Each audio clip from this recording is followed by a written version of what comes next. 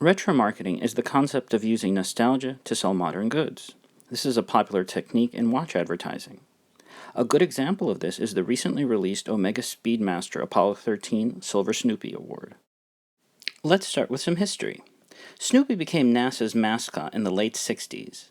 Soon afterward, the character also became the face of the Silver Snoopy Award, which was typically given to a NASA employee or contractor that has made an exceptional contribution to flight safety and mission success. Omega happened to receive the award in 1970 for their Speedmaster, which was an essential tool for Apollo 13's re-entry into Earth. In 2003, Omega released a tribute to it with their Snoopy Award Speedmaster. And while the award was totally merited, you should keep in mind that it has been given out at least 12,000 times since 1968. Recently, Omega released a new 45th anniversary Silver Snoopy Award watch. While it retailed for about $7,000, quite a few individuals are trying to flip it for considerably more already.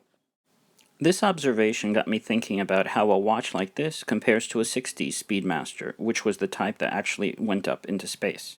The watch I want to compare it to is the so-called Ed White 105.003 Speedmaster. The nickname comes from the fact that astronaut Ed White was wearing this model when he became the first American to perform a spacewalk in 1965. My criteria for the comparison is the following. 1. Price. As stated already, the Silver Snoopy retailed for about $7,000, whereas an Ed White goes for roughly $6,000 to $9,500 on the market. Number 2 is movement. The Ed White uses the very famous caliber 321, which is considered to be one of the best chronographs ever made. The Snoopy, on the other hand, uses the now standard cam-actuated caliber 1861. 3 is the dial. The Ed White has a no-nonsense, easily readable dial, while the Snoopy has a glow-in-the-dark Snoopy and a tachymeter. Also, lots of extraneous writing on the dial. And finally, historical significance. The Ed White was the same watch as the one worn in space by him. The Snoopy is merely a tribute to a watch and event that happened 45 years ago. Value-wise, while it's impossible to accurately predict the future, it should be mentioned that the Ed White is naturally limited in supply due to it being an old watch, whereas the limitation on the Snoopy Award is forced by its limited production.